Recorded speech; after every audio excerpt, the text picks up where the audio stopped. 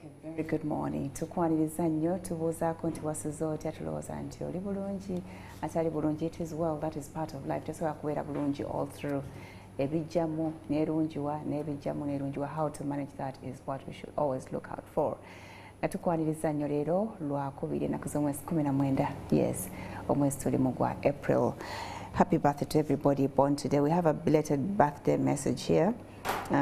Egamba best wishes from Dad, Mr. Nyakubaho Emmanuel, Mom Miss Batunga Rose, aka Rose B, awesome presenter Big Brother Ryan, and baby sister Roslyn, plus Aunt Flower, plus friends and family. Batumidde nnyo mutabani waabwe Nyakubaho Ryan, aka your baby. Yes, happy birthday, little one. You were born yesterday. Belated birthday greetings coming in from your family there. Nyakubaho Ryan, aka your baby. Bakwagala nnyo, bakwagaliza emyaka emirala mingi ddala. Tukwaniriza nnyo, we're talking health issues. Abakyala abalina obuzibu mu kufuna embuto musembere. We are going to still be around there. Seeing a tutunulira perspective ey'okumanaginga ekizibu ekyo naye okuzuula exactly kiki ekiri munda eyo ekiremesezza gwe okufuna olubuto lw'oli mu kuyaayaanira. Welcome to the show. Nze Farida MwasuzeMutya.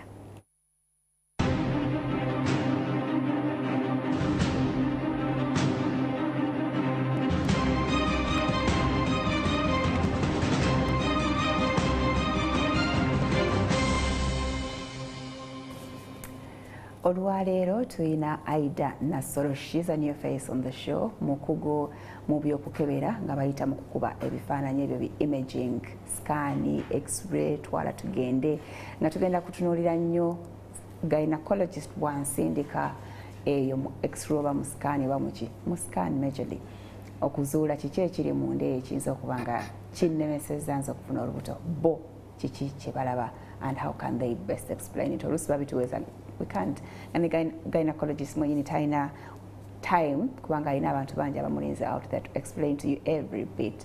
She's going to be doing that. Good morning, Mama. Good morning, Farida. How are you? I'm okay. How are you? I'm all right, thank you. I'm just very happy that I'm here. Hey. Ninessanyu lingi nnyo nga siriraba. Sisobola ddi expressinga naye nga ndi musanyufu. Wow. Yes. Oli musanyufu kubanga otusisinkanye ku NTV oba oli musanyufu gwe kubanga oli mu ntebe eyo ogenda kubulira eggwanga eribatawaanya? Ndi musanyufu nnyo kubanga ndi mu ntebe eno nga njogerako eri eggwanga. Wow. Yes. Nange mbeera omu ku abo ababeera nga babalaba. So today balaba nze. Kali omusomiromiro. Yes, kozo okolera emirimu ogikolera luta. Nkolera Wandegeya. Bagiyita Wandegeya Imaging Center. Okay. Yes, gyenkolera nga nkola imaging akuguka mu bifaananyi, mu scan, x-ray, buli ekikwatagana imaging. I'm there. Batugamba batutiisa nnyo obuuma obwo ate buyingiramu bulina amasannyalaze mangi oyinza ogenda ng'ogenze kuwononoonya bikusumbuwa n'ovaayo n'ebizibu ebirala. Is it a misconception? It is a misconception ate butamanya. Yes, usually abantu bagamba akasikaani ako nkatya kalina amasannyalaze mangi naye sikaani terina amasannyalaze. Oba omuntu yenna era agenzeko mu sikaani kaba kantu kakuwummuzaako buwummuza bwe tuti tekalina amasannyalaze, kalina just sound. Bagita ultrasound scan. Kalina ultrasound at a zero level. Sound bibi simala obwozi. Sound doboozi. Naye nga lijja nga gwe toliwulira ne ligenda yintulaga ekifaananyi munda nze nensoma ekifaananyi wano ku so doboozi erikulaga ekifaananyi? Yes. Ultrasound, ultra zero sound. Eddoboozi eyo liyingira munda ne lifulumira ku kifaananyi kino. Nze ne interpretinga ekiri ku kifaananyi. Kale eddoboozi liri mu kuuma oba liri mu kiri kye munoonya? Kati awomuluka kuwummuzaako bwe bati ngako kasindika sound waves. Nga sound eyingira munda ng'efulumira ku screen gwe ng'osoma ku screen kyekoze eki kyereese. Ate x-ray? X-ray yo ekozesa radiations. Yeyina amasannyalaze. Radiations yeyina radiations nyingi amasannyalaze era bakugamba obadde togibeeramu buli ddakiika at least buli mwaka wagigenzeho omulundi gumu. Era yo toyinza kuva eno n'omala gagiyingira olina okuba nga waliwo ensonga lwaki. So nga ate sikaani nsobola okuba nga sewulira bulungi. Sikaani yo buli mwezi bw'oba lubuto osobola okukola sikaani buli lunaku. buli lunaku okebera ku mwana wo nga tolina wadde obuzibu nofuna essanyu n'oguma yes nga tolinako wadde ekizibu ate nga n'omwana wo tafunye wadde ekizibu yes just lwakuba abantu tebamanyi ate ebigambo bibeera eyo kati nkatya but baba tebamanyi just nfunye omukisa tugenda bategeezaako nziriramu kaaka extra ako ogambye tekirina nakagenda mu mirundi mingi kitegeeza kabulabeko kasobola okubaako obulabe erina amasannyalaze mangi naye era bw'oba ogiyingiramu tukukugira amasannyalaze ago okukosa naffe abagikolamu obeera okugiddwa amasannyalaze ago naawe agiyingiddemu tukukugira byetwambala tulina byetukwambaza okwewala amasannyalaze okuyingira naawe agikolamu olina byoyambala okwewala amasannyalaze okuyingira naye nga gayinza obutanyi gayingirawo wenyenyini bwe tugaagala si buli wamu kati oyingirayo nga twagala kifaananyi era tomalayo ddakiika nnyingi oyingirayo mu room etukuba ekifaananyi dakiika nga 2-3 obeera ovuddeyo obuta exposinga nnyo ku masannyalaze tosaagendayo 10 minutes kiba kyabulabe kubanga oba wekumidde amasannyalaze akaseera akawanvu gamaanyi nnyo gamaanyi ekyo nakyo nkiyizi alindaba mu x-ray oyinza otuuka ng'ogyetaaga nga mateeka tugenda buulya baani abagyetaaga baani abatagyetaaga kubanga n'abaagala ofuna embuto agyetaaga ate lwaki ye test yokayoka ekebera enseke x-ray yes x-ray tugiyita hysterosalpingogram test yokayoka omukyala akebera enseke gyayingira lwaki enseke zikebera amasannyalaze scan teraba nseke ntono nnyo nnyo kati oba oyagala kulaba oba enseke oba zeekweka wala oba zaazibikira oba nedda tukuyingiza mu x-ray nekugira ekifaananyi bulungi ekikulaga ensekezo oba zaaziba oba kati mugiteekawa oba nnyingira mu nzenna ne scanninga the whole obeerawo nga weebase ne tukuyingizaamu daayi yani daayi giba ddagala nga daayi ono w'enviiri nga daayi ow'enviiri naye naabawa white ne tumukuyingizaamu eyo amazzi kasita gayitamu ne gafuluma kitegeeza ensekezo namu kasita galemererwa okufuluma ziba zaazibikira ebyo bikolebwa mu x-ray yes yokka tebakulimbanga nti noba enseke bazikebe scan teraba nseke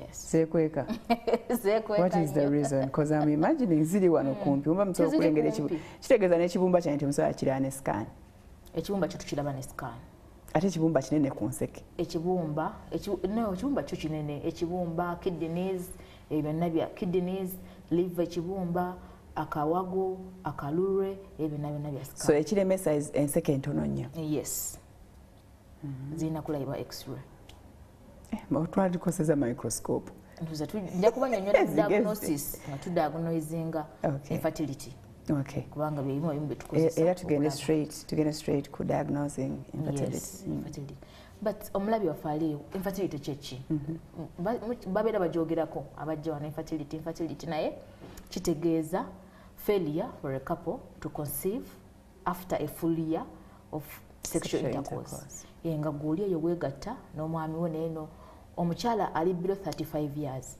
tumuwa emyezi 6 ali above 35 years tumuwa emyezi 6 omukyala ali below 35 tumuwa omwaka mulamba singa alemererwa aba afunye obulwadde naye batamanyi nti bulwadde it is a disease omukyala alina emyaka 35 kukka wansi myezi 6 kasita ogezaako emyezi 6 nga tofuna oba ogenze mu balwadde ba infertility kasita omuntu ali below 35 gwe tukuwa omwaka mulamba kasita omwaka mulamba gukuyitako nga tofunye oba ogenze mu bali infertile yes kati tugenda kudda ku ofuna otya olubuto omwami n'omukyala beegatta mu kikolwa mu nnaku ziri zaateekebwawo Katonda ne beegatta enkwaso ne ziyingira mu mukyala n'omukyala n'aleeta eggi ne byegatta ne bisikola ki omwana kati ekitegeeza singa weegatta n'omwami wo omwezi ne guggwako ogwokubiri ogwokusatu ogwokuna nga tofunye lubuto wabeerawo ki ekigaana ebibiri bino okusinkana yes either ku mwami sikaani etulaga research atulaga a third mukyala a third mwami a third tebimanyiddwa nti bitundu 3 ku buli 100 ayinza okuba omukyala alina ekizibu bitundu 3 ku buli 100 ayinza okuba mwami infertility eri 50% naye waliwo twagala twogere ku bakyala abaami ndoza tuli boogerako tuba tulifunye obudde. Okay, bina asatu. Yes. Causes n'abasawo nga zabalimu okutegeera. Asatu n'abasawo. Everything is okay bw'okebera. It is unexplained nga mujja mu sikaani n'omukebera nga amajimu egali enseke enamu everything is fine. N'okwegatta beegatta bulungi. Beegatta bulungi tukirekera Katonda. So the other 10? The other 10 eri awo. You have chances. Twagyesonyiwa. Yes. Okay. Kati infertility ate sigwe tugamba omugumba. Omugumba yabeera sterile nga ye alemereddwa okufuna olubuto. Alemereddwa. Tuyita sterility. Mbadde nga bombi babeera balemereddwa. Sterility ne bamutikkira engule nti oyo muki? Mugumba. Kiri mu baami n'abakyala. Mu baami nga yetazaalirako ddala. Mukidiagnosinga lemugamba nti kino kirina obukyamu kino kirina obukyamu kino kirina obukyamu. There are no chances ne bwe tujjanjaba tutya. Tukola tutya. There are no chances. Musooka kujjanjaba ne mulyoka mu declaring a sterile. Kati omukyala oba mu diagnosis eyo gy'obeera okolaawo mu byuma byo otegererawo ono tetujja namuwa chance ebinye bibi. Nze akebera nina emikisa 9 ku 10 otegeera nti ojja kuzaala oba nedda. Because ogende wagayi n'omugamba njagala lubuto talina kirala kyakuddamu agamba sooka ogende mu scan. Abasikaani abagisomerera bambuulire what is wrong. Gainako gitalina buyinza bulaba what is the problem. Wabula ajja gwe ky'omugamba kyagenda okola ki? Alinza omugambe ono enseke zaaziba, alinza omugambe ono talina magi, alinza omugambe betugenda okwogerako olwaleero. Yes. Okay. So omuntu ali completely infertile. Osobola omulaba bwajja mu kuwoma. Omulaba bulungi nnyo. Because bantu bangi ali efe tubakolako najja nga talina n'abaana. Nga bagijjamu oba nga teyatondebwa nga talina n'abaana. Oyo abeera completely. Tasobola ate kati omwana anaakulirawo. Yes, ate ekyo kiba wazaalibwa nakyo. You cannot correct it. Mubasangayo abatalina n'abaana. Yes, bangi nnyo. Ate bambi abatakimanyi. Bakimanyi kubanga ye abeera tagenda mu period. Naye ajja nakuba musawo sirwala noonyereza lwaki mugenda okebera nga talina n'abaana. Abatamanyi bambi abatamanyi. So kati mbadde njagala biki ebirala pointing towards complete sterility. Complete mu baami n'abakyala. Abaami ye aba ne complete absence of sperms kyetuyita azoospermia. Nga talinamu n'akamu. Talina nkwanso n'egi ng'amazzi gafulumya gali empty temuli wadde sperm. Era kasita ekyo mukiraba oyo mumanya. Ayinza okuba testicles nga ina hypoplastic nga bwakona obusigo tebuleeta sperm n'egi. Oyo tewali gye mugenda kujja sperm zize. Ne IVF temuyamba. Ate wabeeramu nga naye ntonotono. Oyo abaana oligospermia they can boost them. Oyo asobola alina chance. Naye mulimu atalina wadde. Kati ate abakyala bakyesibako nnyo nti nze atafuna lubuto kumbe nga n'omwami alina ki? Alina sperm. Era abakyala bebasinga mu ddwaliro. Just luckily enough tugenda sookera ku system y'abakyala. Yes. So abakyala it is only the absence of a uterus. Eyinza okudeclaring so omuntu. Eyinza okudeclaring so omuntu tali infertile. Wabeera nga alina blocked tubes enseke zombi zaaziba tezisobola kufuna gi nga ate n'abaana erina damages nga n'abaana tesobola kuwanirira mwana.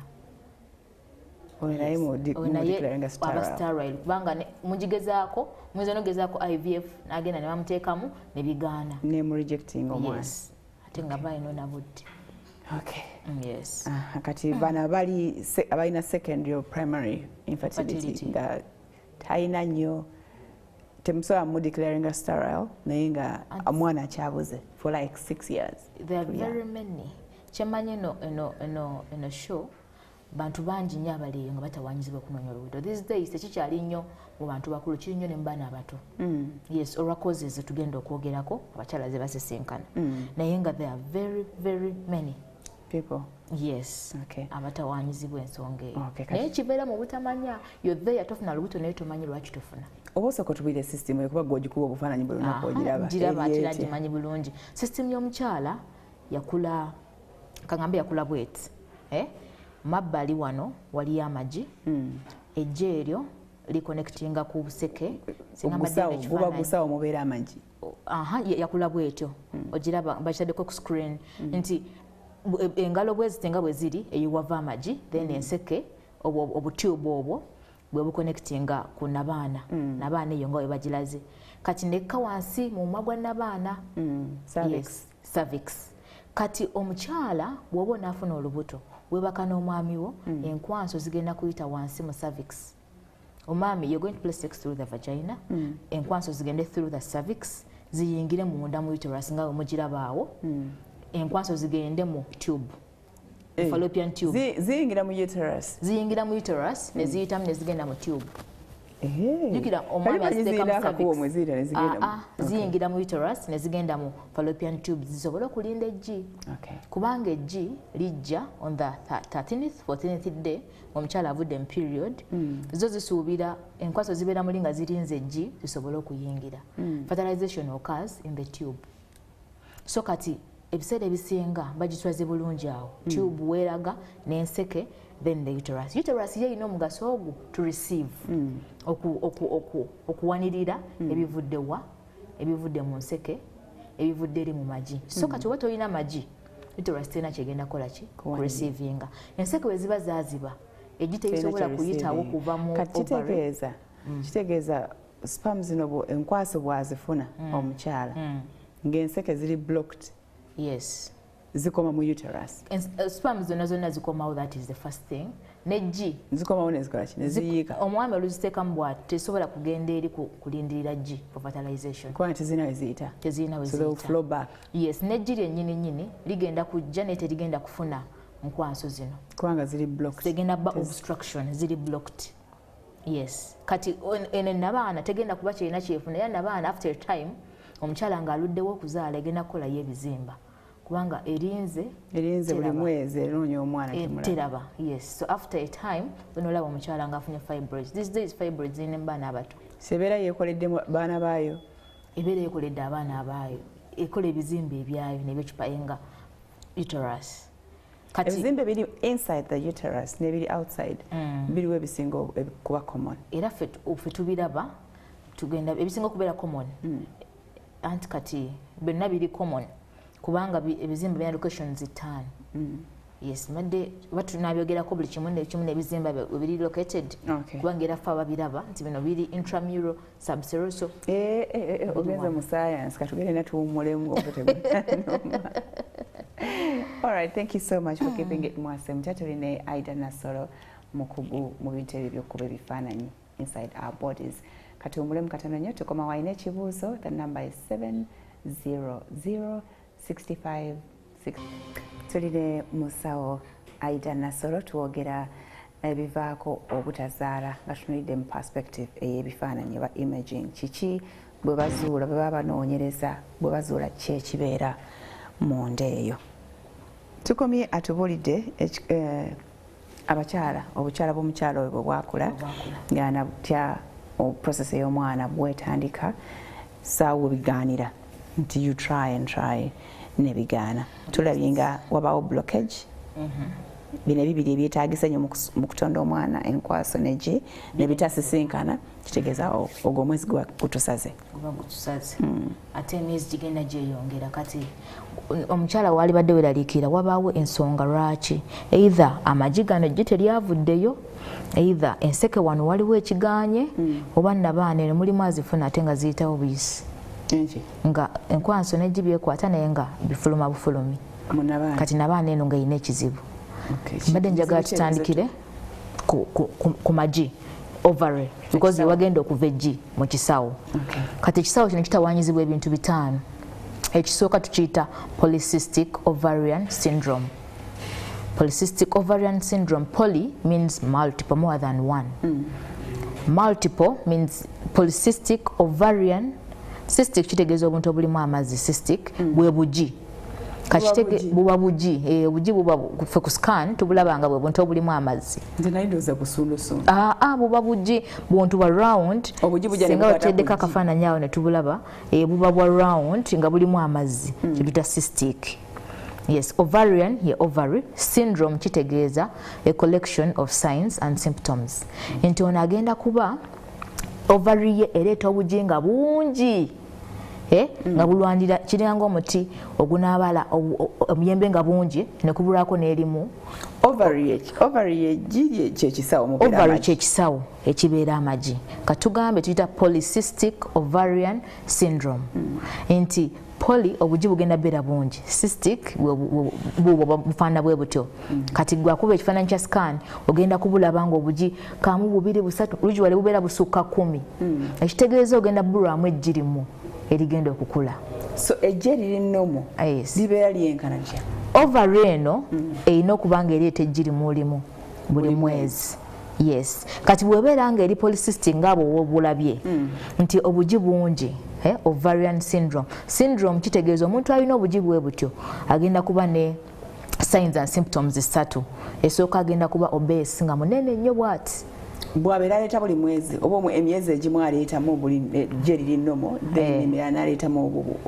ebiseera ebisinga era omuntu alina obuntu bwe butyo abeera afuna kye tuyita amenorrhea abeera abuukabuukamu periods nti guno omwezi bwagendamu ayinza oyisaawo emyezi 3 nga tagendamu ayinza oyisaawo emyezi 6 nga tagendamu ayinza n'omumala omwaka nga tagenza mu period kyetuyita amenorrhea absence of the periods kati kyekiri tugambe syndrome abeera n'ebintu byebi bisatu afuna amenorrhea nga tagenda mu periods amenorrhea kitegeeza absence of periods ekyokubiri afuna obesity n'abeera nga alina omugejjo ekyokusatu agenda afuna kyetuyita hirsutism afuna signs ez'abasajja yono omukyala gwosanga nga alina eddoboozi ng'alinga omusajja ng'alina ebirevu hirsutism kitegeeza alina collection za signs ez'abaami ekitegeeza ki kino kitegeeza omukyala ono alina high levels of testosterone hormone hormone y'abasajja kati eyo hormone y'abasajja bwebeera nnyingi egenda zibikira hormone ekuza amagi hormone ekuza amagi tuyita follicle stimulating hormone luteinizing hormone kakitegeeza zino hormones ezikuza amagi zibeera wansi ey'abasajja nga yesinga amaanyi era omukyalo ono omusanga nga alina ekirevu alina ebyoya mu kifuba nga alina amaanyi yakula ng'omusajja nga muto era ekyo kintu kibaawo omwana ayinza okulwala period esooka n'ayisaawo omwaka mulamba nga talwadde tagenze mu period kati gwogenda kino kisinga nti omwana wange lwaki olaba ebifaananyi ebyo aba alina ebyo ebintu nti abajja kugejja bwati afune ebirevu eyo syndrome gye tugambye polycystic ovarian syndrome kati nze akebera ndakebera nkugambe naye onoonya mwana naye olina bagita PCOS nti olina polycystic ovarian syndrome kitegeeza ki ovary eno erwana okufuna eggi naye terifuna kati omwana agenda kanya kusaayo nkwanso nga tewali girikola ki lijja era eggi bweyitajja amagi ago gabeera tegaba healthy tegabeera healthy tegasabazaala mwana mulamu mu bulamu erimu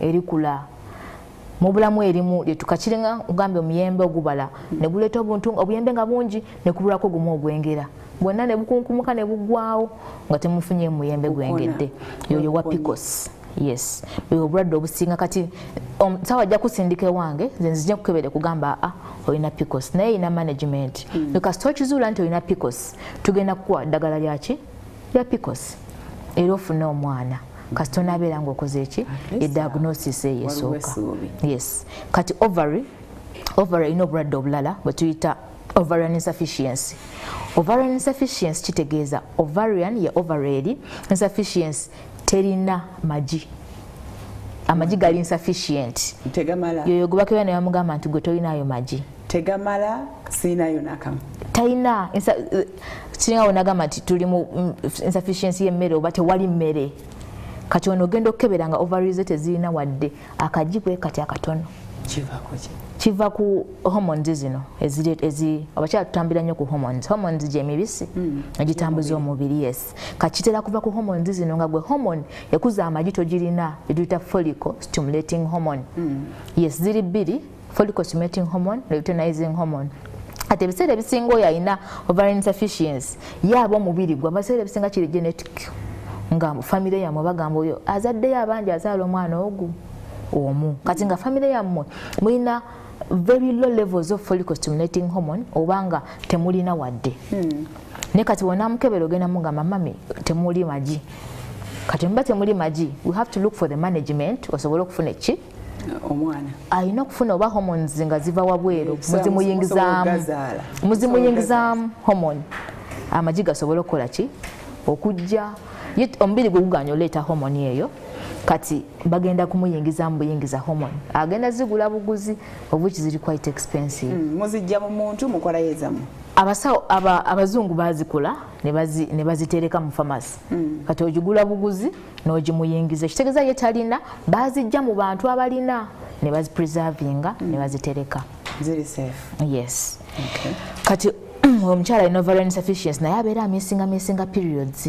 So omukyala okumeesinga periods bubeera bulwadde butuyisa amenorrhea. Naye bw'aba talinayo then ate periods zino ezijja once in a while zo zivaawo. N'abaana eno ewaguza period okujja ebisenge bya n'abaana bibeera byezimbye.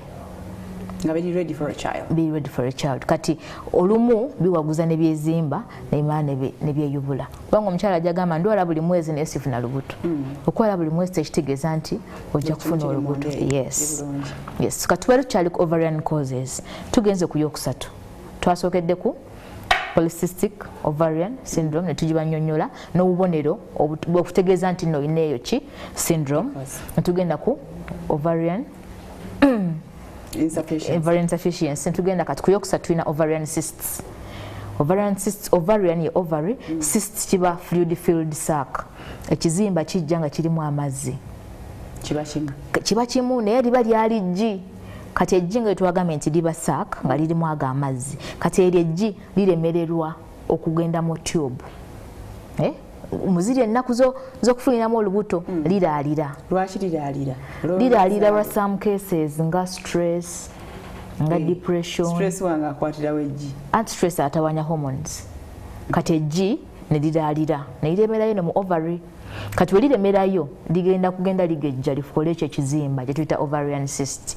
Kati ate ekizimba ekyo we kinajja omuntu alina ekyo ekizimba agenda kuba alina pain.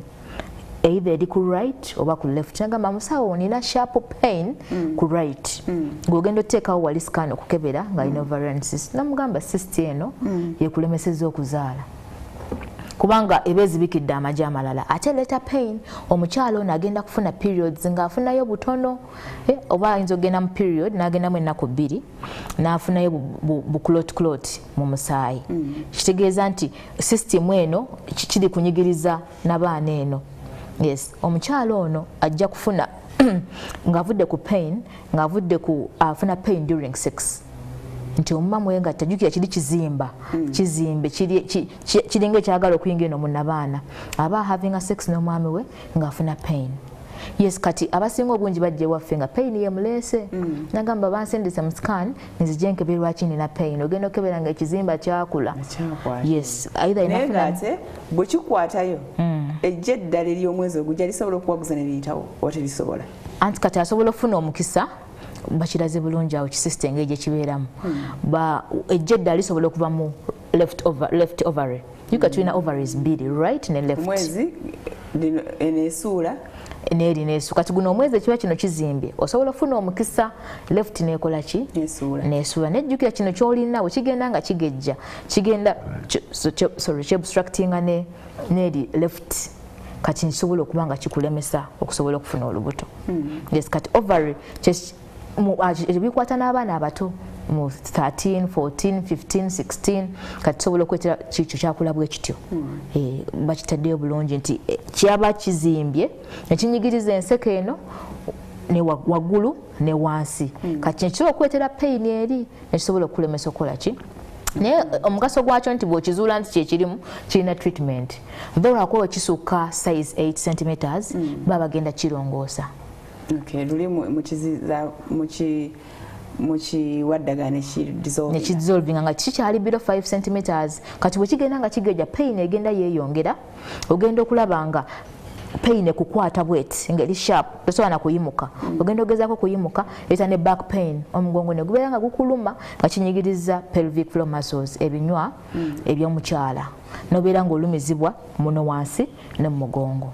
So siteeka mbu buli mwezi nino suula ejji ne bwe mbanga nga ina manja. Neoboga omukyala ali nnomo buli mwezi olina oleeta ejji. Buli woolaba nga toleese ejji there is a problem. Ndiwulira nga lize. Yes. Oba buli wengenda mpizi manya nasudde. Nedda. Omukyala nga ovudde mu period wayitawo ennaku 10. Ezo ennaku 10 n'abaana bayeetegeka. Nga nvuddemu. Okuva lwe watandise obala ennaku zo 10.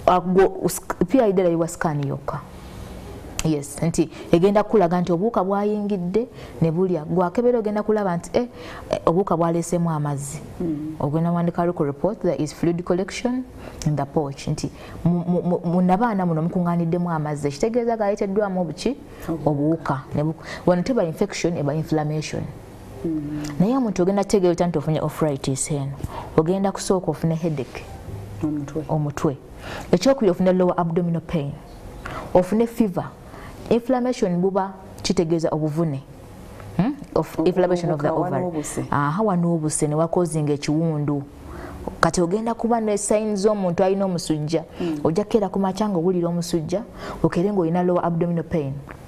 Kati abasinga wagamba PID ina endwadde ezo 5 muli arthritis, inflammation of the ovary, mulimu salpingitis, inflammation of the tube eyo ovary ngeri inflamed ngeradde wali ku scan gwe bwogiraba. Yes, ekyokusatu ogenda funa salpingitis, inflammation of the tube. Obuuka obwo bwonna bugenze bukuleetera damage. Ogenda funa ekyokuna endometritis nabaana eno naye erwale omukyala abeere nga afuluma discharge ng'ewunya. Kati wafuna ekizibu ku system eno togenda kwegatta na mwami wo omwana asobole okuyitawo nga te system nkola ki ndwadde. Obuuka bwotuuka mu ovary eno bugenda kulya amagi ago ekitegeeza ovaries zigenda beera non-functional nga tezikola bulungi. Jjukira osooka olina pain agenda kulemesa okwegatta obulungi, olina fever, olina headache, olina back pain. Zine signs zonna zijjira wamu. Era ojja nagamba musawo mpulira olusujjasujja omutwe gunnuma bankebedde omusujja teguliimu naye ate nina obulumi. Ogenda okukebera ng'obuuka bwalidde paka wa mu magi ne bwetyo kye tuyita arthritis. Kati ezo ensonga 5 ez'amagi ezitawaanya amagi. Nenga buli mukyala azaalibwa n'amagi ge. Buli mukyala azaalibwa n'amagi ge okujja ku baliwe twagambye abali extraordinary abatawaanyizibwe kisawo kituukamu nga temuli wadde gi. But ebyo bigenda bijja with age. Era nze wenfuna omukisa ogenda n'abakyala wali wadde ozaala ng'obudde bukyali nti myaka 35 40 awo oba okyalina emikisa egizaala kubanga tibajja obafuna nga40 osobola ofuna olubuto 40 kisinziira kati faakebedde gwakebedde gwagenda okuwa omuntu ono essuubi because gynecologist ali akwesize akulinza omukyalo n'ayita report ng'ekyoba owandiise kyagenda okukola ki kyagenda okumanejinga. Kati gwagenda omugamba ovary eno tekyalina ssuubi yakola ki okusinziira nga bwenjirabye nti okusinziira kati ovarian insufficiency olina polycystic ovarian syndrome wa polycystic ovarian syndrome ayinza okufuna omukisa nazaalayo akaana kamu oba bubiri yesinga ate wadigayaddirira egenda ekula egenda okukolebwako ng'emikisa mitono. Yes, kati tugenda ku tubal factors. Factors zitawaanya ki enseke.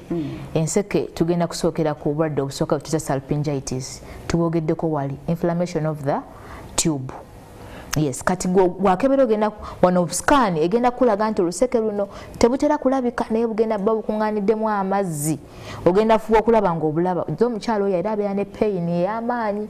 Nze kugamba pain bw'okwata wano mpulira wantujja mpulira obulumi mpulira n'omusujja kitegeeza obuuka bwaleese ebiwundu bwatandise okulya ki enseke ezo. Kati webunaali enseke eggi lino ligenda kutya okugendamu eno environment eki endwadde. Era abakyala basinga omugamba salpingitis kebeere managed bagikoleko okulaba ng'afuniddewo olubuto nga agenda yeewanda bannanga omusawo yankozeeko nenfuna olubuto just lwakuba wategedde kiki ekikuluma. Buli wotakitegeera obeera mu kuteebereza obeera kati nanywa ayinza okunywa eddagala eryoza munda egganda bayita kamunye omusawo nywedde kamunye nyedde twatwa but you're taking tomanyi nti nolina picos ng'oli kunywa lyoza munda ndikwoza mu nabaana tolina tebajooza bwe batyo.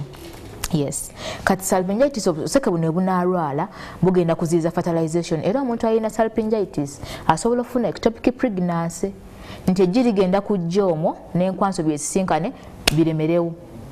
olwokuba nti oluseke luno lukoze eki lufunye damage lulina ebiwundu ejji ligenda kulaalira wano ligande kuseeyeeya kugenda muki mu nnabaana ate wenaafuna ectopic pregnancy nga balugjamu ng'osigazaamu lumu. Yes. Kati n'oluba olulwadde chances z'okupassinga onto the other tube ziri very high. Ate salpingitis eno egenda kukulekera damage ogendemu kye tuyita hydrosalpinx. Hydrosalpinx, hydro mazzi, salpinx tube. Kati gogenda ku enejja after salpingitis nti amazzi gagenda kulaalira olw'okuba nti eri damage y'obulwadde buli bwaleeseewo enkovu. Enkovu zino zigenda bba zireeta amazzi. Kati ekitegeeza emikisa egy'okufuna obuto giba gikendedde ddala. Abakyala baali badde beewala nnyo endwadde zino kubanga basinga abeera ayimba nina infection kumbe obuwuka bwayingira mu ki mu reproductive system. Kati buli obuyingira mu reproductive system manya buli kwonoona tebugireka kyekimu ogenda otutuuka okunoonya omwana ng'enseke zaakola ki obwadde bwennyini bwenjogerako era bwe buziba enseke naye nga bwatandika nga infection gwe ne weetuulako oluusi bayinza okugamba musawo nina pain musawo n'agamba leeta omusulo but omuntu alina pain omusulo teguyamba mu diagnosis of what of pain wakiri muyambe musindike mu scan owa scan yalabe nti pain kale siraba kireeta pain obuzibu bwako oyo owa scan akoze eki akebedde. Yes, because waba tasobodde kulaba kikuleetera pain ate nga gwe olina obulumi there must be a what a cause of pain. Era abakyala abanoonyeza abaana gyanaga musawo infection ebadde entawaanya ng'ennemeddeko n'olubuto lunneme okukola ki okufuna kumbe obuzibu bwava mu diagnosis tebaategeera bulwadde kintu olina salpingitis olina hydrosalpinx. Bw'ava mu hydrosalpinx agenda mu blocked tubes eyo gyensembyayo nosembyayo kubanga yo option eba IVF. Yeah, option. They can't unblock tubes. Wherever they try and jukira kati church blocking entekezo infection eno inflammation eno gyetwayogeddeko bwewona obukovu bugenda kufominga mu nsekezo obukovu obunaafominga obukovu bugenda kujjawo obwoya buli busiriya obutwambuza ejji obulitwala muki munnabaana kati ekitegeeza nti enseke zino zigenda kukola bweziti kati fe abakebeera ogenda mutuusa mu x-ray muyisaamu amazzi mu nseke zino zisobole okugera bweziti ne zigaana amazzi gakomawo obukomi kikulaga nti noseke lwakola ki nali ndowooza nga bwolaba bakugambe ka pipe kala akali nnomo naye katono ne mugendamu akayinja amazzi ne galimu okuba nga tambula naye ndowooza ne mu tubes bwe kitebwa kibeere tube bwe blockinga ekwata side ne side esobola okwekwata bwete eyo test tuyita hysterosalpingogram gwe woyingiza eno ddayi gwakebera oba olinze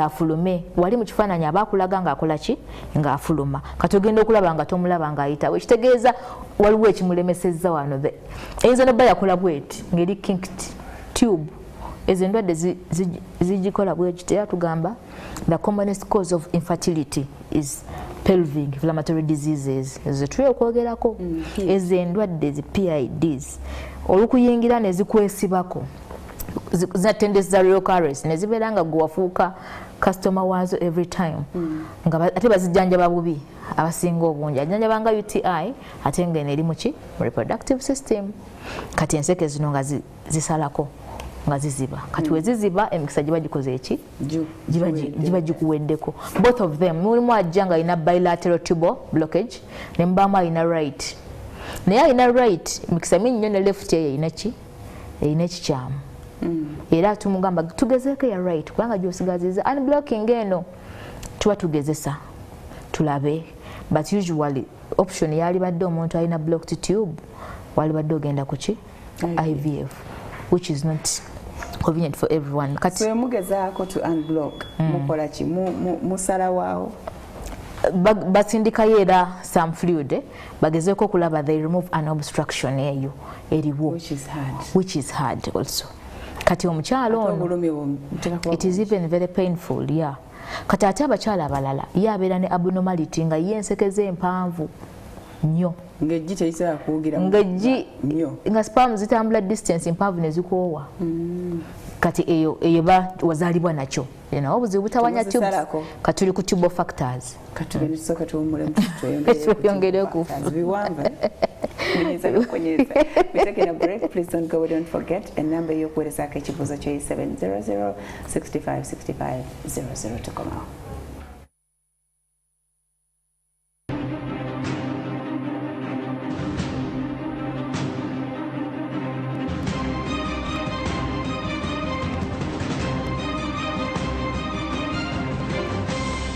So much mangu byokugerako bingi obutewinza obutasobola so tugenda kuyita mbwangu tugende dokumula nga tuli kunseke. Yes, kat tugende kuna blockage. Tugambe problem yayo is one. Tugambe salpingitis, inflammation of the tube. Netugamba hydrosalpinx amazzi okuŋŋanyiza mu nseke kati ebyo bina okukakana bireta blockage. Ebyo bina bireta blockage, bina bisibira ali ku blockage. Netugamba nene bwe bate na kubera blocked. Era ejikizibu okuyitawo. Kizibu okuyitawo kubanga ebeera ndwadde. Oyo alina salpingitis ajjanjaba mangu n'afunirawo olubuto. Okay. Yes. Owa blockage gwe musaasire. Kati twavudde ku ovary ejiriveeri ne lijja mu luseke kati tugenze wano werigenda. Munabaana. Because uterine causes. Nti bizibu ki munabaana eno beyinza okufuna ebiyinza okulemesa okufuna olubuto. Sokere ku fibroids. Tugenda sokera ku uterine fibroids. Fibroids zino babyogerako nnyo bibeera bizimba. Naye jjukira ffe abakebeera gwalaba nti ono ayina ki? Ate ekizimba kino bw'okiraba takoma kukiraba. Ogenda laba ne location yaakyo. Mulimu ekizimba kyo nga bw'okiraba otegeerawo ntagenda kola ki? Tagenda funa. Ekisooka tulina bye tuyita intramural fibroids. Intra inside. Mural nabaana eno eyina parts esatu. Wabweru waayo tuyitawo perimetrium. Ekinywa ekikutte n'abaana perimetrium. Tulina myometrium muscle, uterine muscle eri mu makati. Tulina endometrium. Endometrium ke kabubi. Where implantation occurs. Omwana we yeekwata ng'avudde eri najja n'akola ki? Era ke kamu ke kashedinga off. Ke kamu ke kashedinga off buli mwezi bw'olwala. Kati intramural fibroid egenda kuyingirira ddala ekwate wali ku endometrium ne myometrium ekwate bweti ebeere munda wakati. Kati omuntu alina intramural fibroid egenda kuba kintu kizimbye nga fibroid abantu basinga bakimanyi. Kiba kinywa, kiba kimaso maso nga kizimbye. Agenda banga alina olubuto. Kigejja nnyo. Kigejja nnyo. Kigejja munda banga asitudde omwana. Era omukyalo nagenda banne tetuyita dysmenorrhea, very painful periods. Kati periods zino zigenda baziruma nnyo okutuuka ng'olinga omulwadde nga n'olwo n'atera okugendamu ofuna pain ey'amaanyi. Omukyala yabadde tafuna pain y'amaanyi nnyo. Era omukyala ajja n'agamba musawo munkebereko pain periods zange zinnuma nnyo ogenda okusanga alina fibroid nga mwana myaka 25. Ekitegeeza body ekugamba ondwisizza. Era solution bayafuna lubuto. Nze nkugambirawo mangu speed. Abakyala bano abazaako amangu kizibu okulwala fibroid. Kizibu omukyala azadde abaana okufuna fibroid. Kati intramural ogenda kubanga ofuna kituyita menorrhagia. Ne bwe mba muzadde n'erwawo okuzaako kati nga nze. Era osobola obifuna. System oba ogirwisizza. Si lwaki omukyala obeera olwawo okuza. Oba otandise okuzaala zaala speed awo ozaale. Kitegeeza n'abagenze mu menopause. Kuba bw'atyo bakyazaala. Wa menopause takyalina mikisa gifuna fibroid. Or menopause, your periods have stopped. Buli wogenda period oba n'omikisa gifuna fibroid. Kati obeera lubuto wati ogenda period.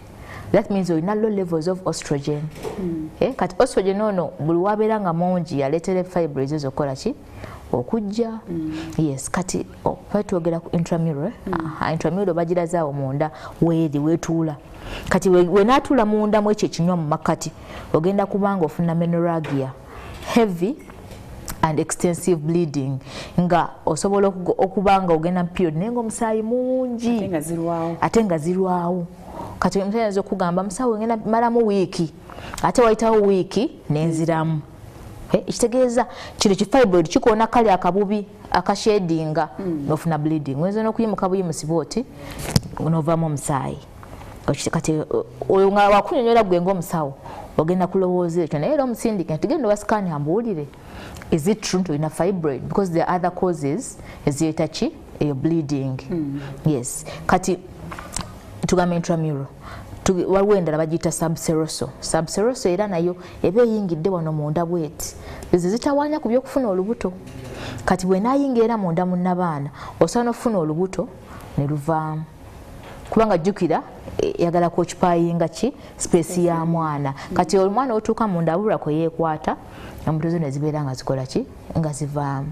Tulina fibroid nalwe bagiyita pendaculated. Eno pendaculated ebeera ng'efuluma eyo ejjera wabweru wa nnabaana bwe bati naye nebeera ng'efuluma ekola ka stroke bwe kati gwawandiika report ogenda gamba there is a round well defined thin walled solid mass. Solid kitegeeza kiringa ejjinja in the intramural aspect oba in the subserosal region. Kati Dr. Yasawo n'agamba atubijjemu obanga abasinga bungi era baba baagala baana ate olina fibroids zikutawaanya ate oyagala ki oyagala mwana. Kati pendaculated eyo yo egenda n'esindika n'ebyenda nekwetera constipation. Ebijja mu kifo kyabyo. Yes, kubanga ye esobola okuzimbira gulu wano ku fundus n'abaana bweti bwe yakula ina omutwe esobola ozimbira ku mutwe nekigenda nekizimba era omuntu ogenda okukwatako nga ayina ekintu ekikaluba bw'ati agamba sawa wenkwata wano mpulira ekintu ekikaluba nga fibroid kyavaayo nekiyingira mu byenda nekibisindika eri n'afunanga constipation.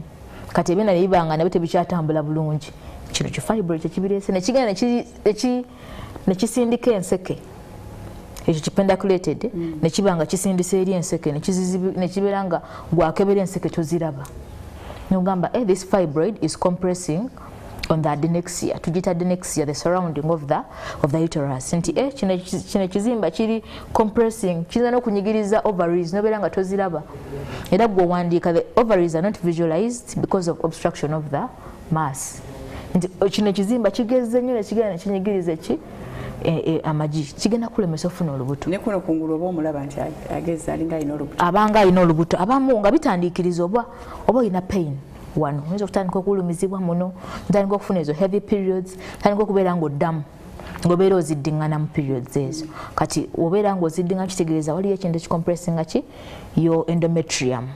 Yes, tugambe kati tulina intramural tulina subserosal tulina submucosal kati tuzoogera okusinziira wa webakolere ki waba webeera yeekutte eno fibroid gwe diagnosis ogikola okusinziira wa woogirabye era n'okuwa conclusion nti ono osobola n'okuadvising again agijjemu watagijjeemu amwe treatment because weziba nto zirina treatment esobola oziweebwa.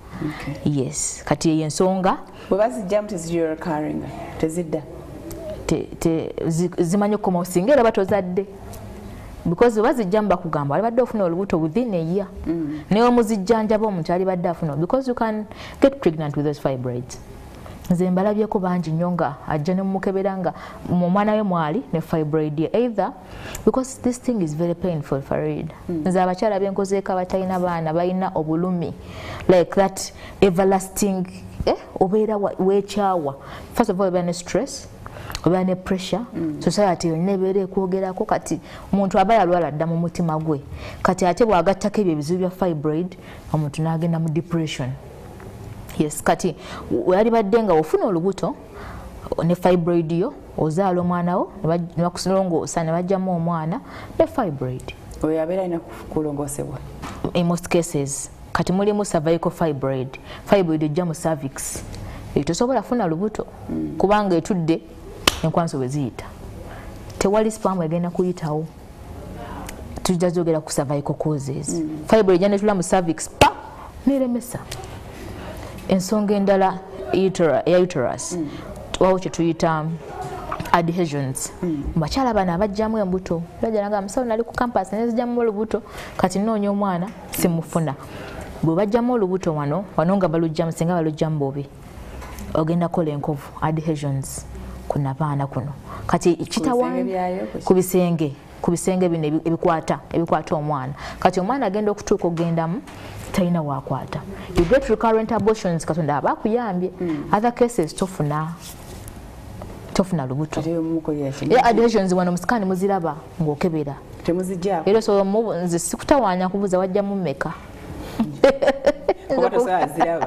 sosobola kulaba namba naye otegeera ntono musawo sijjanga nti kale wakiringa 3 musawo naye najjamu 2 nga ndi ku campus nali ng'omusajja tali serious awo nezijjamu 2 kati nga nabaana ekoze ki ekoze kati no concluding the adhesions kati n'ekirala adhesions bazijjanjaba bazi gynecologists zijjamu basobola okulongoosa ne bazi scraping off neddamu n'emera butibya kozemera yes eddamu n'emera bupya n'osobola okufuna omwana then uterine polyps bibanga fibroid naye byo biba ill defined fibroid ebeera well defined nga yakula bulungi eringa ekiyinja naye polyp nga yakula bulungi eringa ekiyinja yes polyp yebeera eringa etangawuzi bintu bijja nebyemeza mu nabaana era okulwawo okuzaala nabaana bikulemesa okukola ki kibanga ki polyp simanyi ng'ekijja nyinza kinnyonnyolamu singa ate nakoze ne ku mukyala ng'akiyina naye lwakuba badde sobola kufuna kafaananyi ako kibanga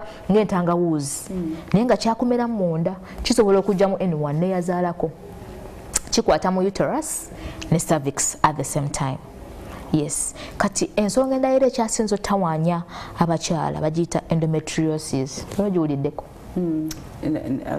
olububi lwa nabaana olububi the endometrium shifts tugita ectopic endometrium negenda mu kifo ekirala negenda mu byenda esobola ogenda mu byenda esobola ogenda mu ovary esobola ogenda wantu wonna ne ku mutima esobola otuuka esobola tuuka ku mutima naye ira kuba mu lubuto endometriosis ekulemesa okufuna olubuto because kati gwogenda kukebera olabe nga akabubi kanabaana katambula ne kagenda ekitegeeza omwana ono talina gyagenda kukola ki kukulira tasaagala neekwateeyo ekagenze kiba kizibu.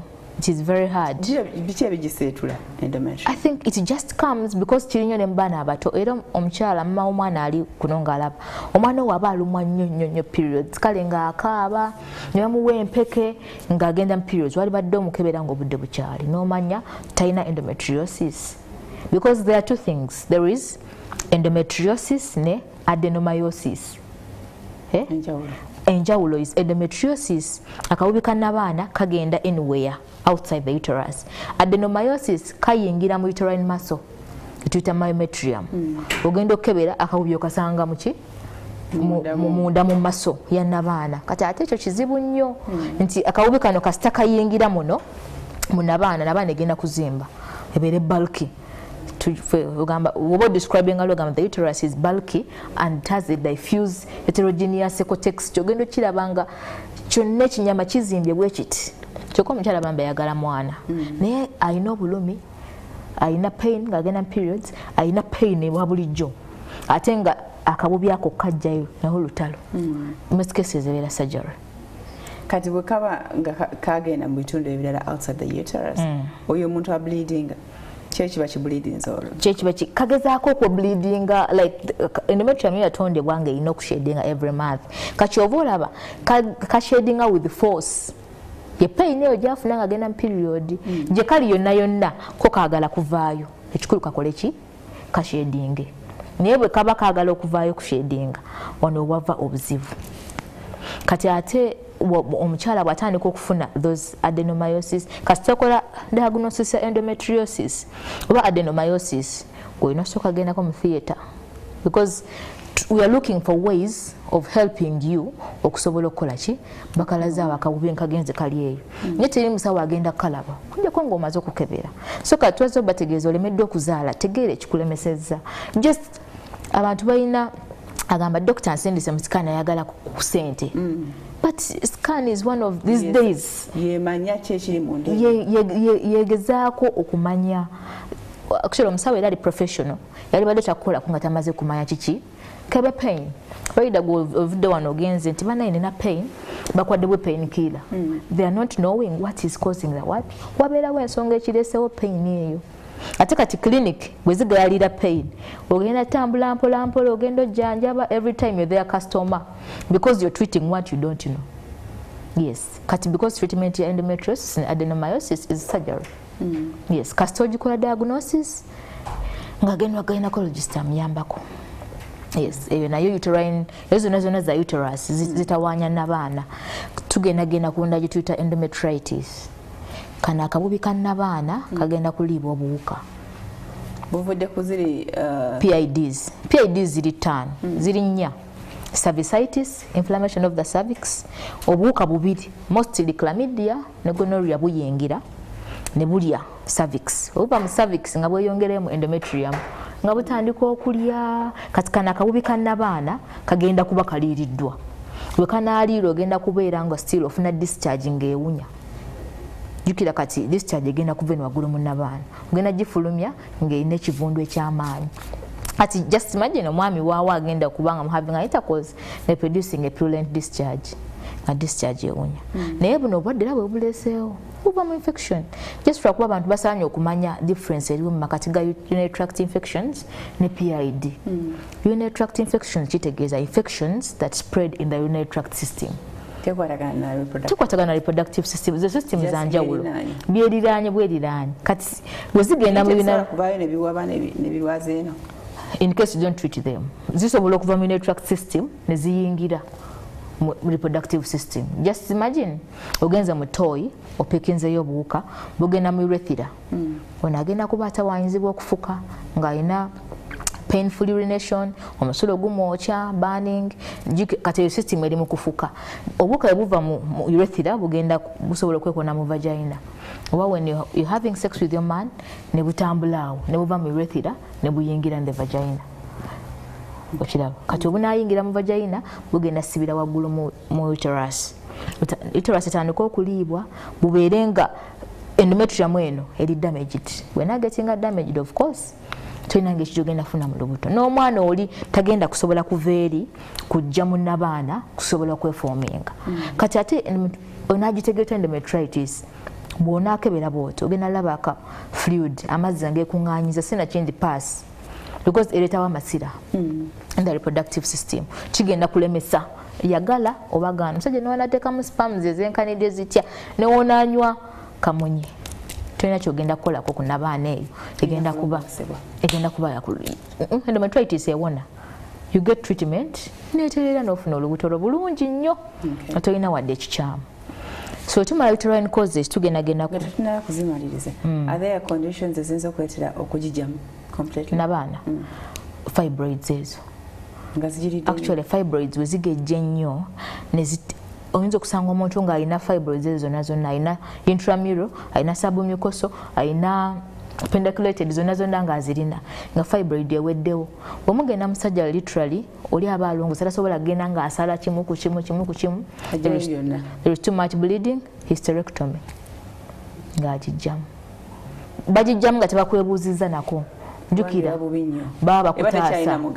eba tekyalina mugaso first of all the operation yennyini erwawo nti ogenda ngo oyinza okukebera omuntu ng'alina fibroids 25 gwe zoolabyeko naye wabaayo n'endala ezeekwesa eyo munda so kati ona azisala already yategeredde olina fibroids 25 amanye option gyagenda okukola kugijjamu takwebuuzaako because oyinza okugaana omuntu bw'ati aba takyava mu periods nga every time abeera bleedinga bw'obeera bleeding ogenda funa anemia ate nze bwe mba ŋŋaanyi kyembeera njagala kikwatirako wuuyokojimunabaana nyinza okuba njagala kufa n'abaana yange no anti omuntu bwabutamanya very many people they are ignorant yitamanyi omuntu abeera ne fibroid naye ng'atambula nayo anywa obudomola kadomola arwanisa bleeding njukira the more you bleed ogenda funa anemia era at the end oyinza okugyamu obulamu bwo ati oli alongoosa era agenda ziraba katugijjemu to save your life katuba kusavinga bayinza n'okugyamu byonna so oba oyolekedde kufa kati kigasa kyokukalewa kubadde kiruma obutazaala naye ate beerawo ng'oli mulamu but kyalibadde kiyambako nnyo early diagnosis omuntu n'omanya zino fibroids oba oziina zirina management the management era esinga kuzaala buli wozaala ziba tezikyakula nze omuntu wekebera ng'olina fibroids ziri mu 3 centimeters 2 gamba kusooka ozaaleyo abaana baabo olwokolowooze yes ziba teziyongerako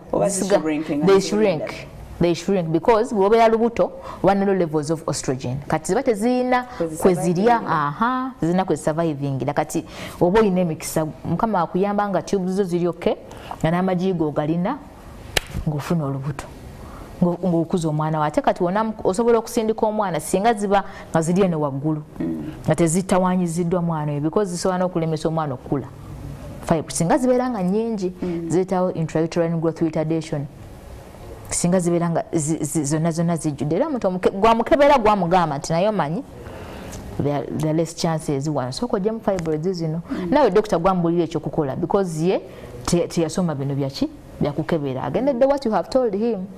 Yes. Okay. Katugende cervix yana yina zitano esooka etemesa omukyala cervical stenosis. Kati ogenda okebera wano nabaana stenosis kitegeeza narrowing nga cervix yafunda. Nti omwago gwa nabaana gusobola okufunda nga bakutonda. Gusobola okufunda walojjamu olubuto eyuma ye bakozesa ne biguleetera okukola ki okufunda. Gusobola okufunda olwa infections zino. Infections ezikoma okujja nga zigenda ebyuma bireetera bitya naba cervix okufunda. Ebyuma bye bakozesa mu dilatation and curettage byuma babiyingiza mu cervix oba ojjamu olubuto bakoona ku mumwa gwa nabaana guno ne gweggula.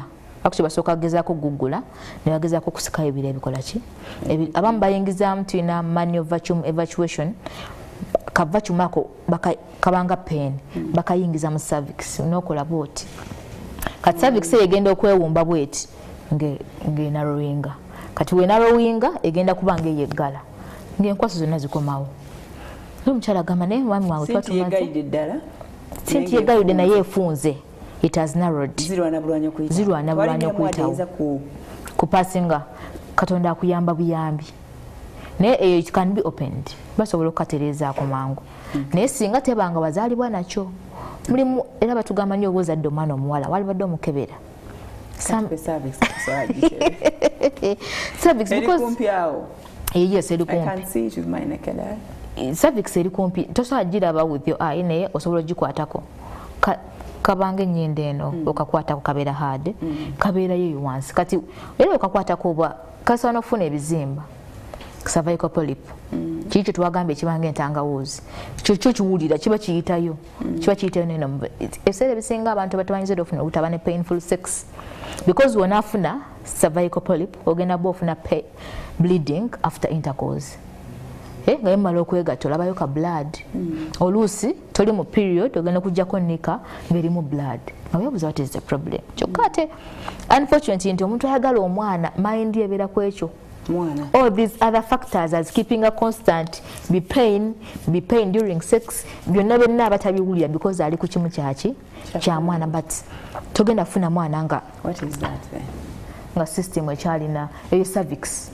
ako ke bataddeko aro ka cervix kakire kizimba omagwenda kubeera bwe gutonga gonna guserebedde ono ku scan gujja bagulabika bulungi kino ekizimba bakijeyo bulungi ne bigger view nga kiraga ka cervix kali interrupted kayingiddwamu ekizimba kali ka arrow we cover is the cervix kino kyo kizimba ekiyingidde mu cervix kakitegeeza omwana tewali kiyinza kuyitawo.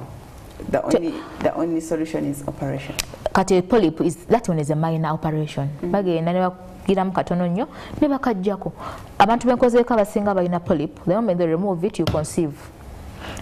Woba okebera, you're looking for that cause that is Ekikulemesezza okola ki okukebera. So when you get to know it, it is removed and then you conceive. Kati era polyp oyo olugijjamu wafuna olubuto. Because olugijjamu bleeding agenda stopping during a period.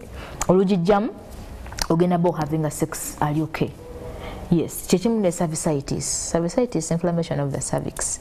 Egenda lwala razili PIDs zetwayogeddeko era abantu bali badde bewala nnyo infections zino actually bekukutte wekebeze rightly kitegeeza manye ekyokukola at least zino shows twebaza okubanga mutukyaziza omuntu amanye ekyokola ki ekyokukola nti tugenda basooke bakukebere bamanye what exactly it is nti this is the problem osobola ogikola ki osobola ogimanaging kati bwebeera nga cervical causes ezisinga zikola obstruction ku sperm nti togenda kufunayo sperm zonna omwami nga bwazireese zigenda kudda ate n'omwami asobola okitegeera because after sex after intercourse oyinza okulaba nga sperm zonna zikoze eki nga zikomyewo problems the cervix tuzigayalirira nnyo by the name diagnosis naye nga ate z'amaanyi nnyo kati we zinaaba mu cervix zigendagenda te mu vagina.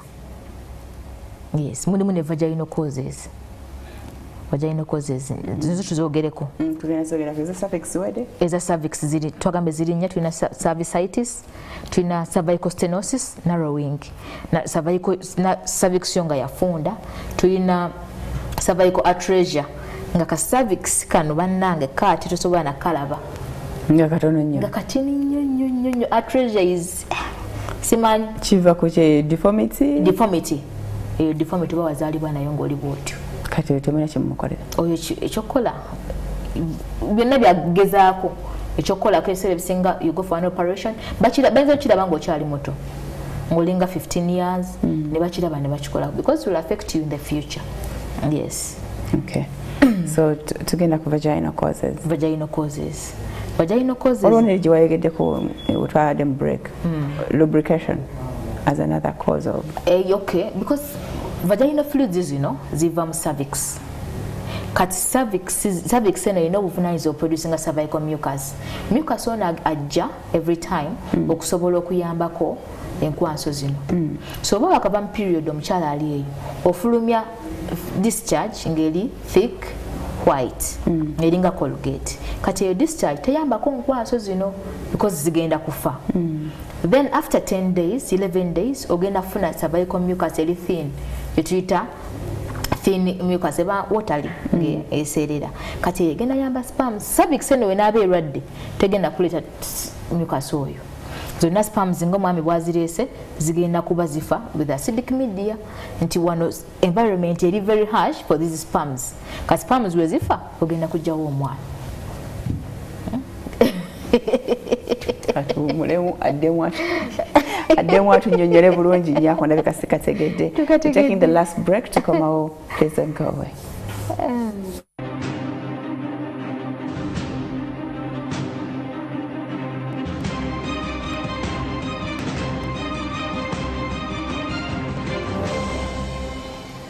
All right, thank you so much. Tuli mu kitundu kyaffe ekisembayo katugezeeko chap tulabe nti n'ebibuuzo bituweereddwa tubiddamu. Badde kyatugamba something about the vagina. Yes.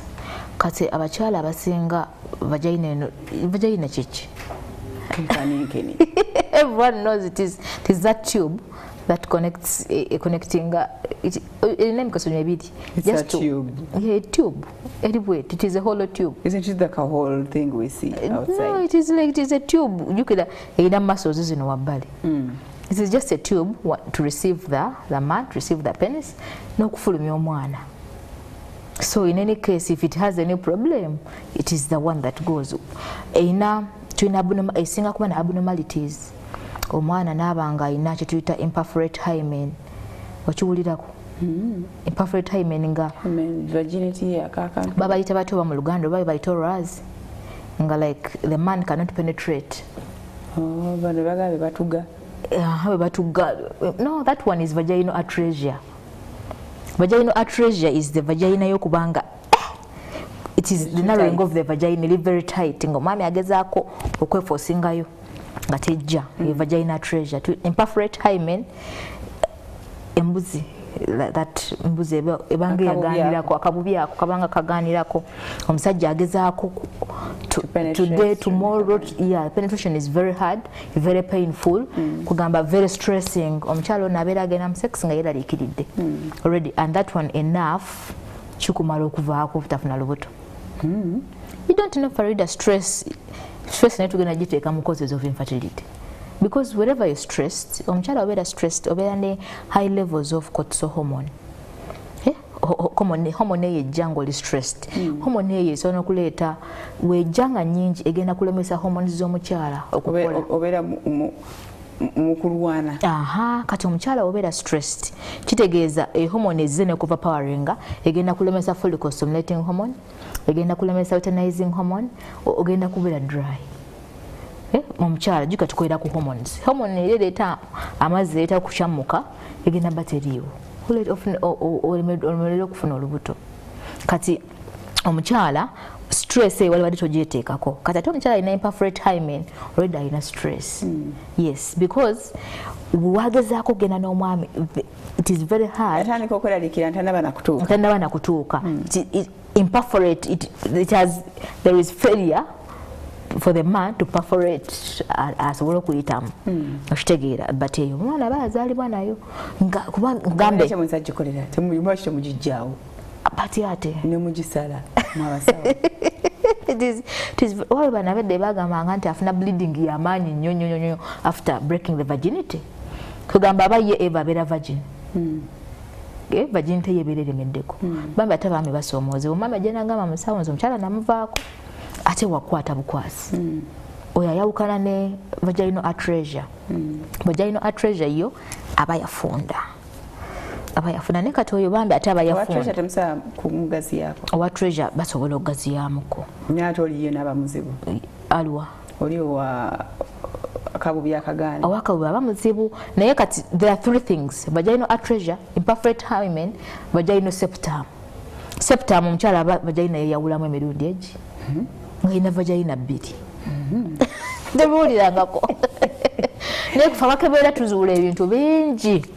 Actually umama twachadde wano tuyinza okusulawo ne saawa endala ebbiri ne ziggwako tuzze emitu y'okukebera because there are very many things byemusanga omuntu yadde tamanyi ogenda okusanga alina vagina bbiri kati endala nga yaki kati it is an abnormality oba vaginal septum because ne uterus yenyini esobola okweyawulamu omuntu alina uterus zedividinga ziri bbiri. Actually ku uterine zino abnormalities za muntu nga yazaalibwa nazo kyetuva tugamba nti omuntu ali eyo ng'olemeddwa okuzaala yalibadde asooka ne tukola ki anti kati wa uterus ebbiri asobola okufuna olubuto because emu esobola okuba active n'afuna naye jjukira spams zino olumu zeeyawulamu ne zikwata unknown route ayina uterine septum uterus eyawulamu asobola okuba nga alina vaginal septum ne uterus nayo nga yeyawulamu byonna emirundi ebiri nga alina n'abaana bbiri ne vagina bbiri tasobola bba nanseke nnya amulimu n'abatalina nseke nga yebamuzaala yes some lady waktoni yava wala nnyo sijja kwogerayo najja nagamba musawo nti abasajja okunkwana because sigenda period naye tugenda omukebera ng'alina amagi talina nabaana nga talina nseke tugendeko mubibuuzo because oyo omukyala anti kati oyo mumubikira nti kiveeko. First of all yali atya marriage ng'atera omusajja wajja ate ng'alabika bulungi nga yakula ng'omukyala bulungi ayogera bulungi nnyo si oli abalina eddoboozi bwe twagambye naye nga talina nabaana nga talina nseke kwegamba neewuunya mukama bwati waba yakutondamu n'agamba yakula talina bazadde be oba waliwo yagimugjamu but which is also hard era bw'okiraba nti eno talina absence of the uterus nga teyajja buzimu mu kutondebwa kwe teyafoominga kubanga yagimugjamu I think it can only be done in hospital. It can only be done in hospital. Okay. Good morning, Farida. I'm 38. I have a daughter aged 8. We went for that CT dye test. The result written showed one side blocked, another not. However, when I went to the second gynae to interpret the results, he says when he looks at the image, all seen are blocked. All seem blocked. I'm confused who to believe. What chances do I have? But that lady, you have to believe in this other person because my role, you interpret the sonogram. Gwabakola, you have 100% chances. The doctor is not trained to interpret those photos. You cannot, it is only me who can look at this picture and really give you a right answer. If I write, there is bilateral tubal blockage. Dr. Nagamba, doctor cannot, a gynecologist cannot interpret that sono more than a sonographer. Because for you took 4 years of imaging in school, for him it took for gynedio for 4 years of mastering in gynecology. So you cannot beat, it depends anyway, but you cannot be this other person who is trained to interpret. You have the responsibility of kugamba, are you seeing this fibroid? Ojiraba? Musawo bannange enga kinene nti Ekikulemesezza cyst eno ogiraba wakubanze imaging njagala nnyo nga nze omuntu but manjagala omuntu mulage omwana omulaba because omuntu ayinza okusibako ekintu nagamba nze saabiraba. So you as a person who is doing kakasa omuntu ono nti bino biringa bi TV bakulaga nti eno tube eno giraba eri blocked eganye daye eganye kugenda nti naye wabokebera ekizimba kino kiraba kino kiri round well defined thin walled anechoic cystic mass gobo omaze kubanga kyolabye nowandika well defined thin walled hypoechoic solid mass nawe okiraba nti okiraba kiringa ejjinja nti okiraba musawo kirina n'ebizzi nti obiraba bino byebizzi kati okitegeeza agumire kwoli kyeyamugamba obadde for another opinion. Amateeka gatugamba you write what you have seen because muba mu training basomesa your eyes. Already muba musomye anatomy and physiology nga twamwogeddeko ne basomesa amaaso g'okulaba ekiri munda ne ku screen. Kati gwe kyolabye kyowandiika omuntu omatasobola gamba nze ndabye kino okujjako ng'ogenze ku muntu omala yasoma imaging n'omugamba interpret for me this nagamba doctor on yawandiise both tubes are blocked naye one okitegeera because ne doctor yenyini following a report gy'owandiise kati nze ngamba agumire kwoli eyakebera yamugamba one side blocked yamugamba one side one ovary one tube blocked I can still conceive. You can still conceive, but does that mean nti era nja conceivingira ku ovary esuddeji seneri blocked webanga ye yasudde ogwo omwezi mbangu ngufiisiza. Actually ezo cases tuzifuna nnyo ng'omuntu ogenda omukebera the right tube eri blocked naye nga erina amagi nga mutwalo ate nga left tube eri open naye nga terina magi okitegedde that like the left ovary it has no ovary. Temulina ngeri gye mugyayo gine muliteeka eno? No, tekisoboka. Era tulina okumakinga sure amagi ga left gakula afunire ku luseke lwaki because no right terukyalina chances zuli already blocked. So if you have one tube ngeri open you still have chances of conceiving. She's 38, she's still safe? She's still safe in case luli open.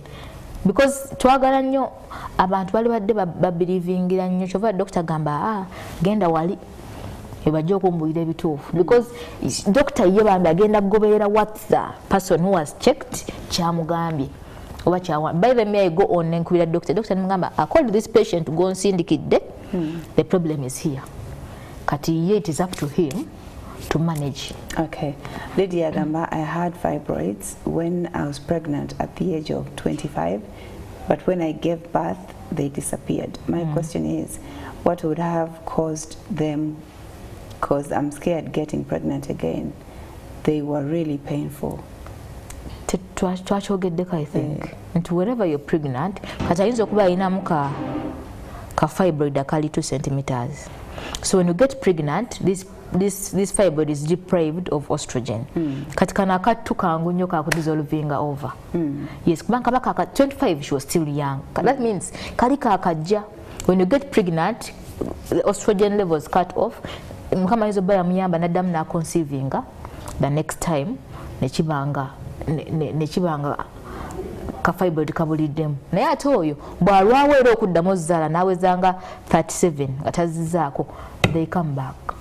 Kuagamba ati okudda mufuna olubuto ziyinza okudda tezajja lwa lubuto olubuto actually bamuyamba okugenda okukola scan because omuntu ajjanga ali pregnant n'omukeba n'osanga mu fibroid n'omugamba badde okimanyi olina fibroid emusawo mbadde sikimanyi naddala abantu bali 30 nti okay kati ozaala omwana wo ne fibroid yokola ki mweri ebadde ze because you have delayed ne the fact that ozadde zaala omala abaana bo. Okay. Nze Kasimu ebusowa mukyala wange alina olubuto lwa myezi 2 naye alumizibwa mu lubuto buli lunaku essaawa z'ekiro. Yes. Kati oyo mukyatayinza bba lubuto n'obanga tokebedde what is causing the pain. Omwana ayinza okufiira munda because omwana aba afiiridde munda you get that pain. Omwana wabanga no 2 months aba akuze to cause that pain. And there must be a problem in most cases rachi after that pain. Yes, kati pregnancy tayina kuleta pain. Pregnancy to other things, vomiting, what, but wherever ayinza okufuna PID ngali pregnant. because if you're having an intercourse, you can get a PID while pregnant. You can get omwana ayinza okufuna ekikyama, omwana ayinza okulwala munda. Go wenyini mother, you can also oyinza banga pregnancy yasangamu cyst. Gitwagame so bano left ovarian cyst, nofuna pregnancy ngevuddemu right, no bane cyst you. But you can still get treatment and that pain goes. Kati ekikulu kya byonna checkinga, mu checkinga ne mulaba what is really causing that pain. Okay. Nze Victoria, nze Vicky okuva Ekiteezi, musawo nakolako abortion nga nkyali muto ne banzijamu ne banjozaamu mu lobota naye omwana mbuze, but wengenda mu ddwaliro for check-up bangamba sirina buzibu bwonna naye omwana agaanye. Katubulidde though how long she's been trying? How long she's been trying? I know kubanga badde agezaako, but one thing omuntu ajja n'agamba nsawo mbadde nkolanga scan ng'endaga everything is okay nga nkebera urine. Why should you check urine ng'oyagala kufuna lubuto? Urine is from the urinary tract system. Olubuto tuli mu ki? Reproductive system. Yes, you want to deal with the ovaries, you want to deal with the uterus, you want to deal with the tubes, not the urine. Omutayinza okugamba unaddamu klinika yo mu kyalo ogenda bakujjako omusulo nga bagukasuka nga bagamba buli kimu kiri bulungi, because abakyala abasinga balina self medication. Oyitafuna lubuto nagana n'agula empeke ziclomid. Olwoziwuliddeko n'azimira just to boost the eggs. The problem might not be the eggs, the problem might be the tubes. Yes, na nepakira clomid over and over. After taking clomid, after you ovarian hyperstimulation. Ovaries amaji mangi tegayina ovaries ate stimulation zisobola okulekera okuleta other eggs. Yes, because you're putting a heavy load to the ovaries. While you're taking a clomid, the ovaries functioning years on tono. Let us give clomid. We increase the levels of follicle stimulating what? Neoli buli mwezi namira clomid. The second time nava musawo clomid namuvako mya letrizo. Letrizo naye yambako okuza amaji. Nabeera nga ayongera kuonoona. Ati tatubudde test ze yakola. That is first. Ate abakyala batya test y'enseke. Bangamba eruma, bangamba okubeera test y'enseke eyinza okulemesa. Twali tugenda kubagamba ku diagnosis z'oyinza okukola okutegeera buzibu ki. Yes, one test is ultrasound scan. Ene ya bulijjo tugiteeka ku abdomen, transabdominal, ne mukebera the uterus, ne mukebera the eggs, obaje mugabano gamulaga nti bambi amajigo gye gali 1 2 3. Ne transvaginal scan bakyala bagimanyi mugiteeka wansi mu vagina. Ekuwa a very better picture of the ovaries. Ne kubulira amaji, ne kubulira adhesions ezo. Yes, I will okulaga because it has a very clear resolution. Ekulaga bulungi nnyo ekiri munda. Transvaginal scan. Then bw'omumala nga okoze ultrasound scan ekulaga eri okay. Ngamba let us check the what? The tubes. Tubes ezo most places zirina byuma ebyo. Be x-ray bikebera tubes. Kati tukoma wali ku ka scan kana akabulijjo. Naye nga diagnosis togimazeeyo. Bw'omala nga everything, the tubes ziri open, the eggs are there. Ng'ogenda ku hormonal tests. Okulabe how is the balancing of your hormones. Yes, nadala kati abaina when you diagnose polycystic ovarian syndrome omusawo akitegeererawo and you have low levels of follicle stimulating hormone nga akujjanjaba ng'otereera. Okay. I want to know, I was pregnant and I started bleeding, so when I went in the scan they told me that my baby's heart had already stopped beating, so they had to flush it out.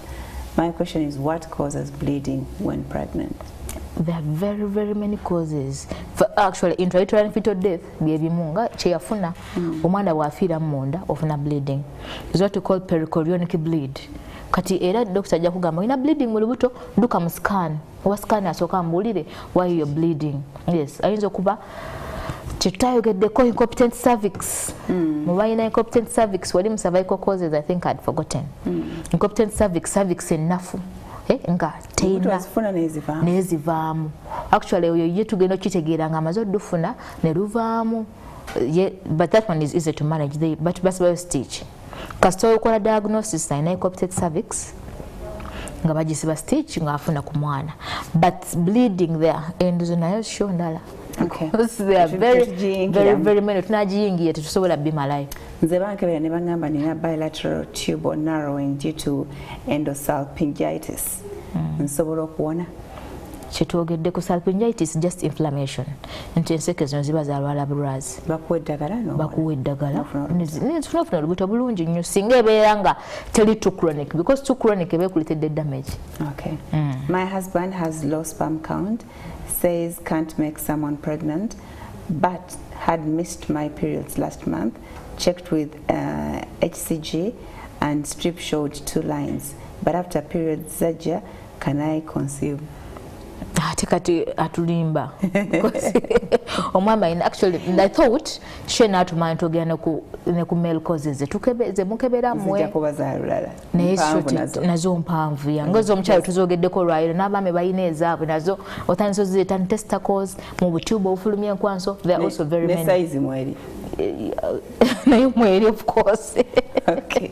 So no ogambe atulimba yes. Babiri psychological bibye omuntu ayagala ofuna olubuto newa ayinza okusesema bwati ne yagamba nakebedde nga nina olubuto agamba mpulira n'akaana nga kasamba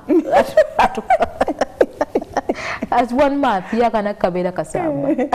So yakebera strips nezijja 2 meaning positive naye good nezijja chokanga baba gamba bayina low sperm count. Bayina low sperm count kati katulimbe mke kana akabo jobs pap strips obira ka strip tekalimba aka yalaba kamu ne mind this eyes you twist omuntu akala ofuna olubuto ever mind yabanga ali olubuto ngamusawo nsesema period kale ina kujja 18 lero 19 tenajja yeah because psychological abachi feelinga ante no na nezo factors ezimu katinga fibroids izo kwetera absence of periods antofuna period nogamba chaka ndiro buto ogenda okebera tenga tokola ki natoli abuze can I conceive with a low sperm count? With a low sperm count no omama ino soka na treatment be boosted. A man should be involved in this thing bachirekera nya abakyala but omwami wasooka amutereze if omukyala ngamba nti musawo omwami kyeka ngenda muleka najja n'omwana naye omwami tazaalangako so omwami bagenda omukebera nga alina azoospermia complete absence of sperms. Kati oyo simanyi sagala kuwa options.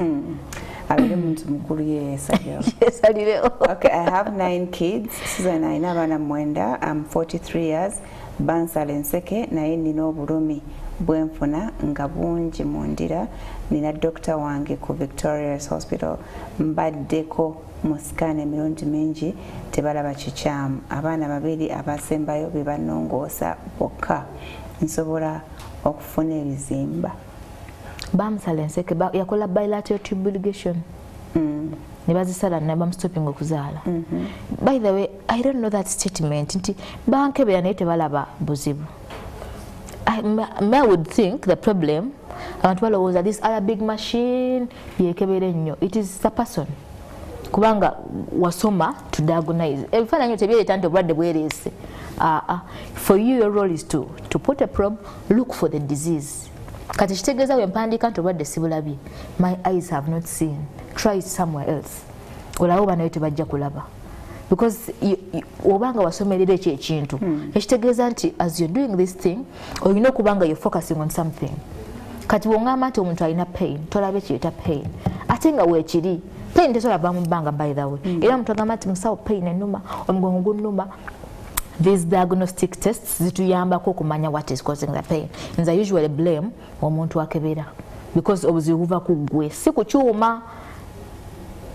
Twaliwo omutukane nga you don't see anything wrong. Nengo omukazi agatafuna lubuto. Anyway abatafunya naye ate ono alina obulumi. Alina pain. It is really hard.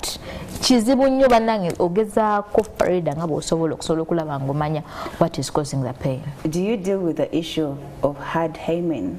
Because it seems like it's the case my girlfriend has. Penetration is a bit hard.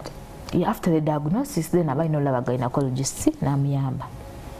Nebajisala, yes. Okay.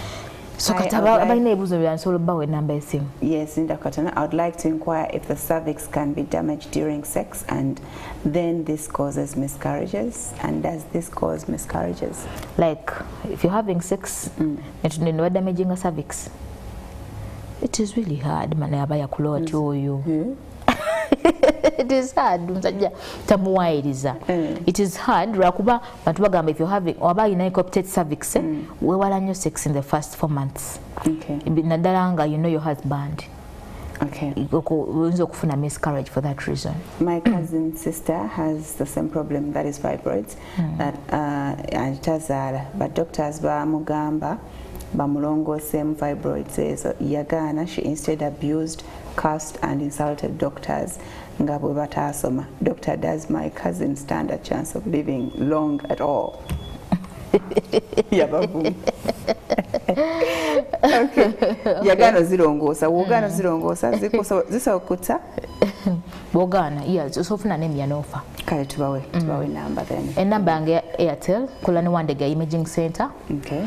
My number Airtel is 0 7 0 5 25 14 59. Yeah, WhatsApp eyo.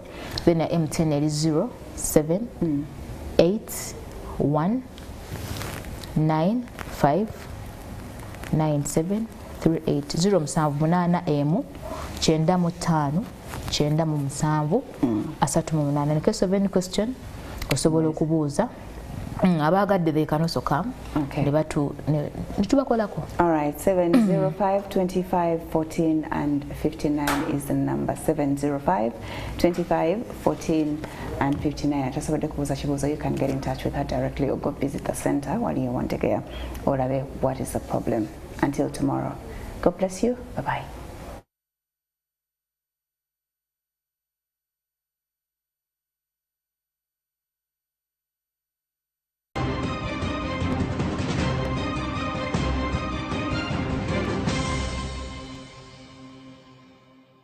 Gorillas today from any supermarket countrywide in flavors like chili tomato, barbecue beef, chicken and pizza flavor. Gorillas.